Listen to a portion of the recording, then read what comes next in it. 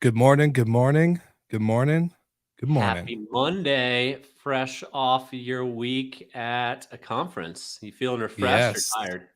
Uh, everything, all the above. Like, I think you get it, like, you go to VRMA, right? And you get excited, you get to see everybody in person, you come home, and you just have so much you gotta do right afterwards. Yeah, that's where I'm at. So, but this was great. Our first podcast movement conference. So it's all about podcasting, which, um, I think I geeked out a little bit more than I expected for myself because I don't have anyone to geek out with at home. So I just kind of took it out on everybody at the conference, which was great, but it was phenomenal. Had a great time. Good. Well, Yeah. welcome back. Thank you. Yeah. You Good. have new microphone Meeting and the, everything.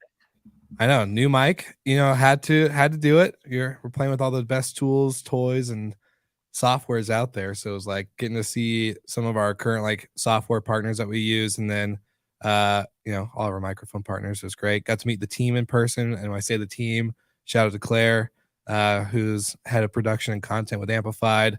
It was super cool. Just like, great to be in person. Um, Met up with a lot of our short-term rental folks. So Noble Crawford, Mike Ortiz, and we had Steven Suarez from other podcasts on the network, Julie George.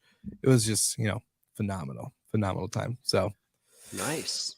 yeah, sorry, I could probably just talk the whole episode Yeah. about the last week, but I zoned out there for a second. I could tell. I could tell. Well, how's your week? We didn't get to do our frequent calls and all that other stuff. So how was It's it good, without man. me? We're getting closer and closer to going live with Storied. It's a lot of work for all you entrepreneurs out there. Yeah, You understand the whole push before go live is real. So that's the stage we're in here for the next month or so. But everything's shaping up, and can't wait. I love it. Well, we have a lot to jump into and to cover today, but before we do it, I told you I was going to do this earlier, but I'm going to plug a couple things, a couple quick learnings that I took away from the conference. Um, we love getting messages from listeners. We actually get quite a few from Instagram and LinkedIn. So I wanted to give Oscar a quick shout out from Mexico Your Home. He is an Airbnb short-term rental host out in Mexico. Does a great job, but he is always engaging with our content. So I wanted to give him a quick shout out, and then also shameless plug to this new texting platform. It's not like a spam text platform. We're not going to send you a bunch of stupid updates all the time. It's only going to work for when we're live on the show. But if you have questions, comments, or thoughts, you could text us at the number on the screen. If you're listening to the audio version, then definitely check out the show notes so you can text in your questions for next week. But we're going to feature questions and listeners throughout all of our episodes, and we want to make it more direct. So this is not my personal number, but it's also not a spammy number, just an FYI. So I wanted to put that out there. But 720-807-3367. amen, baby. And then you can also go to gmhlive.com and you can watch us there too. So, anyways, enough of the shameless plugs. Michael, what is the first topic at hand today? Because a lot's happened last week. Yeah, there's a bunch of news, so let's hit a couple headlines and then we'll jump more into the topic, which is hotels resurgence. Mhm. We've talked a lot about short-term rentals resurgence on this show, but the numbers are starting to shape up for hotels in a good way. So we'll dive into that the second half of the show. To get things started, we've got a few headlines of the week. Where do you want to start, Will? I would say the interesting one for me, because I was in a marketing session at the conference, got an email notification from Rental Scale Up, and congratulations to Tebow and the team. But I was kind of shocked, surprised. Price Labs, purchases slash acquires, whatever you want to call it, Rental Scale Up, which is very unique. Not a play I would expect a dynamic pricing software company to go, but very smart. Media is a great tool for growth. But yeah, that was the headline that caught my attention this week for sure. Yeah, I love the move. Tebow does probably the best analysis of the Mhm. short-term rental space out there. and Price Labs has a bunch of data. So it makes Makes sense sense. for Price Labs to help amplify their audio a little bit uh, through what Tebow's built. And I don't know the demographics of Price Labs where they're strong. If it's mostly North America, it could Mhm. be a play to help increase their brand awareness in Europe, where Rental Scale Up has a pretty good foothold. I don't know, the details behind it. This was news to me, Yeah. but I like the move. When you're looking to acquire companies, you want to either acquire your competitors and gain market share, Mhm. or make moves that are going to help you grow your business, ultimately grow your market share. And I do think, depending on what they paid for it, this one makes sense. Um, and Tebow's, I'm a huge fan of him. So congrats, buddy. Yeah, I was gonna say really, really good play. Loved it. I think from a media buy standpoint, now they have a consistent outlet, whether on top of shorttermrentals.com and all these other platforms that they could be in. Now they have a dedicated audience that they could always hit and always be in front of. Um, I think it really just goes into a smart play of omnipresence. So whether people need dynamic pricing software or not, they're gonna see Price Labs name, and if they ever do decide to go that route, they're gonna see it. So really smart play. Um, More news. So Landing raises Series C funding just last week. I think a little bit over 30 million, if I'm not mistaken. But It was 100. It was a lot. oh, okay, my bad. Um, this one's not. It's. I guess it could be classified hospitality. It's not short-term rental. It's not hotel. Mhm. Um, the future of housing, it might be a stretch, but it's an interesting concept where you can lease any furnished apartment and move around to any of their buildings with a 2-week notice. So it's it's okay if they only have 4 or 5 locations, but I believe I read they opened 33 different markets last year. Mhm. And when you have that kind of depth and you can move from Cincinnati to Tampa to New York to LA to Toronto, that becomes pretty cool, especially if you're a business owner who needs to be traveling and spend some extended amount of time in certain spots. Mhm. You could be a traveling nurse, you could be a flight attendant, whatever it may be. I like this concept. I don't know how big that market is, but I guess we'll find out. People are Yeah, willing to and put in lots of money into it.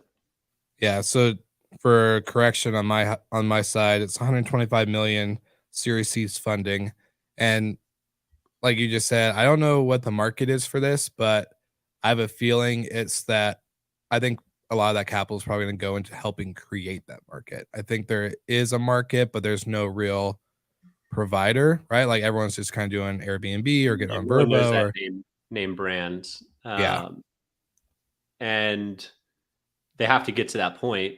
I do think there can be a market that people that 100%. don't want to buy furniture, that do want to move around a lot. Yeah, I mean it's kind of perfect for you. It's a it's a price point question for me too. Mhm. Um, the groups of people that are traveling around like that aren't your people typically making two, three, $400,000 a year and can pay $4 grand a month in rent. Yeah, Um, so I'm sure it scales based on the cities you select, but it has to be an attainable price point to attract the demographic that's going to be traveling, basically digital nomading yeah. around. Yeah, that and like you said, I think like if you look at I don't know, just the amount of entrepreneurs I got to meet this last week, but then also seeing involved in other like categories of like whether it's different industries or just short-term rentals in general or hospitality, the younger demographic that is making high six figures, right? Like they're like you said, like me, my new apartment I'm moving to this month is not it's not an empty unfurnished rental. It's fully furnished. It Yeah, makes it easier. It's cheaper to do it that if you're way making than half a to million dollars a year, you're buying a house. You're not living in an yeah, apartment.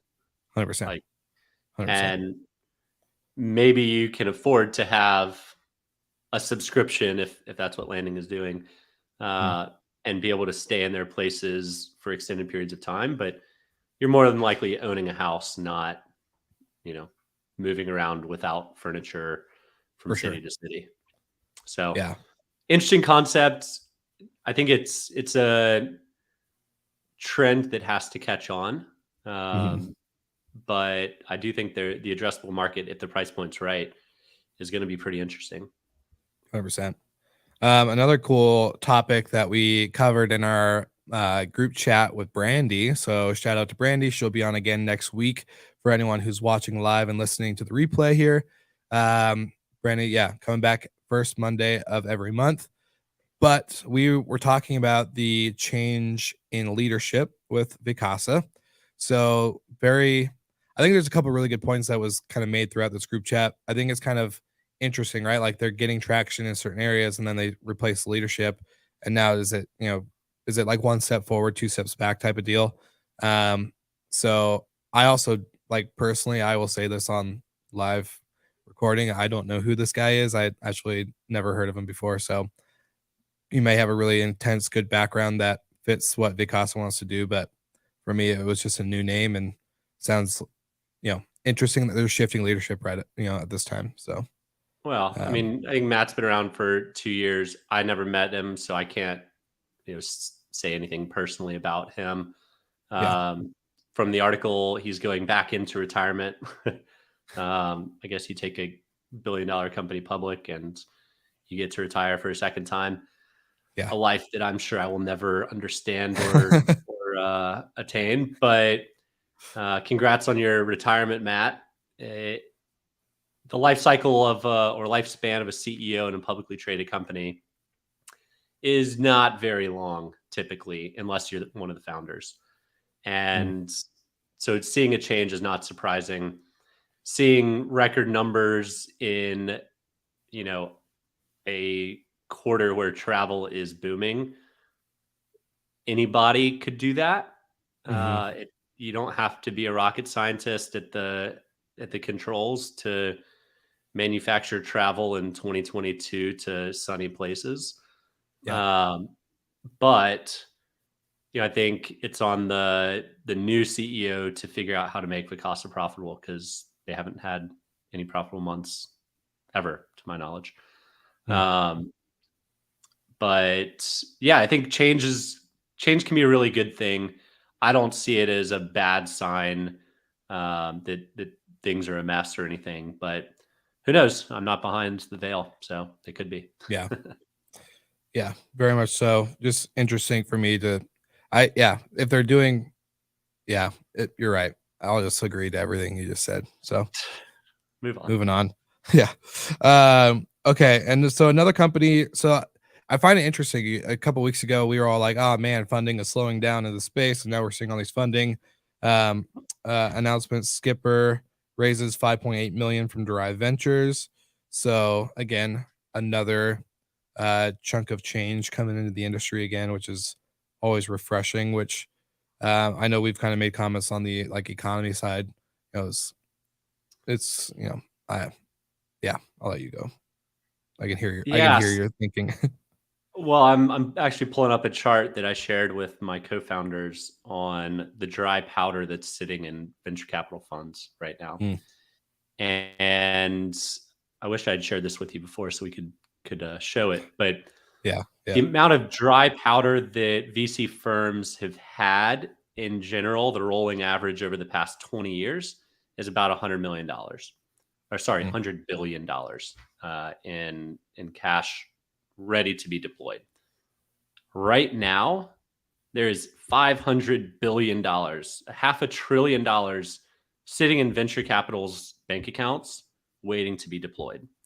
So they're waiting for the market to drop or the market to bottom out in order to get the best valuation to make the most returns for their investors. Makes sense. So when there comes a company that's got good growth trajectory, solving a real problem, is on good financial stability, investments will be made, and big investments can be made as well. because there's tons and tons of capital out there. A lot of people have pulled their cash from the public markets for obvious reasons, and venture capital funds sitting on $500 billion shows you what you need to see. Again, if your business is growing, if you've got profitability or a clear path to profitability, you can get funding. But if you've been a company that's focused purely on growth and not at all on the bottom line for the past 5 years when money was super easy to get, it's going to get a lot harder.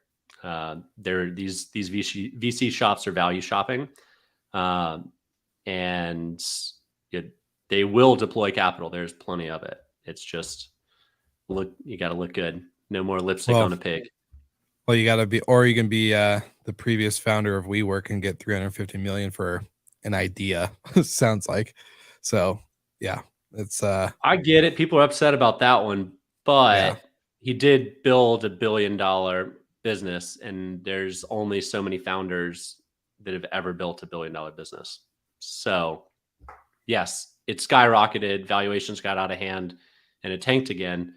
But WeWork's still a multi-billion-dollar business. So I don't know if we can give him all I wouldn't credit. give him the money because of the scruples standpoint, the lack of moral standing or being in touch with reality. But I see why an investor would back him. If you've built $1 billion company, you can do it again, especially with the right resources. All right. So main topic is hotel recovery, which I know, we've talked about in the past, obviously, but I don't know, what do you think? Is it sooner than you expected for them to start coming up with, we're seeing a little bit more activity, whether it's funding, whether it's acquisitions. We saw SiteMinder, obviously they're a tech platform, but, acquired another guest experience platform and all this other stuff. So I'm just kind of curious. Do you think it's sooner than you expected to see more activity? Yes and no. The groups that focus heavily on leisure are going to recover faster, or at least look like they're recovering faster. The groups that are heavy business travel or group travel are still lagging a little bit. So there's some indicators you can look at forward looking. A quarter of Hyatt's all-inclusive business is already booked out for the first few months of 2023 in a period where booking windows have been really small since the start of COVID. So that's a really good sign for leisure travel. People are still traveling. Prices are going up. People don't care. They're going to take their vacation. In July, STR reported that it was a record high room rates for the month of July in history. So there's never been higher prices in the hotel world than there were in July of 2022. Well done, hotels. As a consumer, that hurts. But we're all dealing with inflation. And I also read somewhere, so I can't cite it because I don't remember where I read it, but 53% of Americans traveled in July, which is mind-blowing. Yeah. I don't know how they calculate that number. Maybe some people took 2 vacations and it counted as 2, but half of America was on the move in July is obviously a record and a good sign for hotels looking to recover, and short-term rentals for that matter. For sure. I was curious, how much do you think was, European travel now that we had less restrictions with travel to Europe, less anywhere overseas, basically, the parity with the euro and American dollar. So do you think that's a driver? Was it all US? I want to know what was domestic and what was foreign.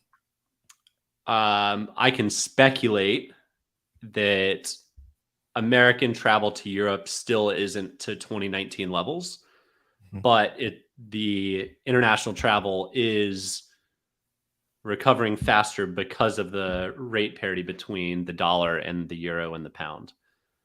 It's a great time as an American to travel to Europe. When I studied abroad in Germany, I think it was a 1.4 to 1 euro, which is high. But now it's basically at parity, 1 to 1. So you're getting things 40% less, even with European inflation at like 15%. It's still a discount. So we'll see. I think if the dollar can remain strong, I think we'll see that trend continue more and more as people come back with experiences and say, hey, I just stayed at a 5-star hotel for $300. Yeah. Being able to spread the word with positive experiences helps. Now, all of this good news with hotels, there's still a lot of like cloudy skies ahead of us. Yeah. Leisure travel is booming. Business travel is still lagging. We are not at the business travel levels that we were pre-COVID. And it might take us a few more years to get to that point because so many people understood or understand now that you can get some work done remotely. I think a lot of people also understand you have to get some work done in person. We talked about the global economy. Obviously, people are not going to be spending as much as they were even last year because companies are trying to conserve cash a little bit and make sure they're solvent for the next 24 months while this thing goes away. And then there's even more challenging forecasts that the finance teams at these companies have to do, which is forecasting for inflation. How you do that blows my mind. I'm sure there's some people that are smart enough that can do it. But for companies, for mega companies that have exposure in various parts of the world, not only are they calculating Forex exchanges, but they're also calculating inflation rates at different levels. The US inflation rate is high, but it's not as high as Europe. And inflation's going up, the euro is going down. It's already boggling my mind how to put all of those pieces together and put a logical forecast in front of Wall Street. So not jealous of y'all's job, finance teams of major hotel companies, but somebody's going to figure it out.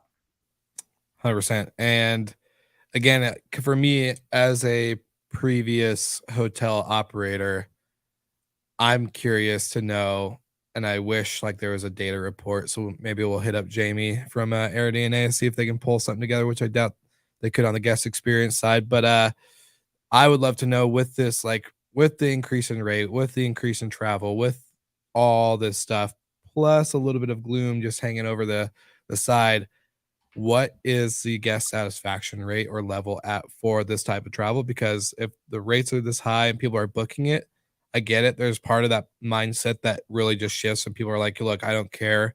I just want to get out of my home, my city, my state, whatever. But there's got to be like a fine line of like when that guest experience doesn't meet expectation for the dollar or the price, the price one that people are paying at. Unless all these hotels and short-term rental companies are just getting fully staffed and somehow are recovering on the labor side, I doubt that all these expectations are being met for the dollar price that they're paying. So that's always going to be, I think, something I'm going to hang on to until we start to see more of a less labor concerns. That's my biggest issue that I have with all these rates. You pay more, you expect to get more, and oftentimes you're paying more and getting even less now. I don't know how much further hotel revenue managers can push rates and consumers still purchase rooms. So we'll see a compression on price a little bit, which makes sense. But you're right. The satisfaction levels of customers, of guests, is probably not what it used to be. 100%. I would be shocked if it was at a high level. But I can say from a business standpoint, this last week I was traveling for business. Everyone at that hotel, was 1,800 rooms in Dallas. A lot of those rooms were sold for this conference on a business side. So that looked really positive. And I don't think a lot of outside of airline issues, we had a lot of delays due to weather. And I have a crazy story to tell you about it, but like it was a whole weird thing on like I fall asleep on my flight because I woke up at like 1 a.m. to go to do this early flight, and I wake up thinking it was a direct flight to Dallas, which it was. Wake up in Oklahoma City, and the pilot's like, "Welcome to Oklahoma City. We needed to fuel up, and it's raining in Dallas, so like that's a 2.5 hour flight, and you have enough fuel." So I woke up all confused and a little frustrated, but um, was supposed to land at like 9:30. Didn't get to my hotel until about 3 or 4 p.m., which was great. Loved it. Had a great time on the plane. But outside of that, the hotel was phenomenal. Like no issues with the room, no issues with check-in, and that was the overall consensus with everybody attending this conference. So that was at least a good sign for maybe it was just because it's a big property with a lot of travel already there, but it was refreshing not to have any issues on site and rather just on the way there from the plane. But yeah, only you would fall asleep and wake up in a different city. Sure, it's not the only time it's happened. No, but I still I was confused. Like you didn't have enough fuel for a 2.5 hour flight. That was weird. That threw me off. We probably didn't have enough fuel to circle long enough to land. When it was safe. That's what they say. Okay. One last piece before we wrap up. So, in terms of recovery, the 7 biggest hotel brands certainly tried to shore up capital and reserve cash during the pandemic, and they did. The top 7 brands are sitting on over $7 billion in cash. So how they decide to spend it, some will dividend shareholders, some will go shopping and purchase other brands or properties, probably not. But I think that's a sign that the hotels are on stable grounds now. When you're sitting on the equivalent of $1 billion cash each, you're in a good spot. So all in all, hotel recovery seems to be here. Everyone seems to be on more firm ground. Probably unless you're a 100% business travel hotel. Yeah. Well, I think like we said last week too, I think there's going to be a lot of people shopping and coming out with some look at what I bought announcements this coming few months. So that will be January. We said M&A is going to be the theme of 2022, and it's certainly been the case. And I think it'll only ramp up between now and the end of the year. 100%. Couldn't agree more. Well, good episode. We are hitting that 30-minute mark, and as I told Michael before we went live on this one, I'm going to plug the texting number one more time. I'm going to plug gmhlive.com. If you ever want to go watch live directly and get notifications when we're going live prior to social media, you can always do that.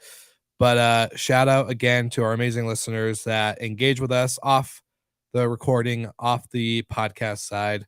We love getting your comments and everything like that from LinkedIn, Instagram, Facebook, whatever. So I appreciate everyone who tunes in. And Michael, anything from you? See you next week. Perfect. See you all again next week.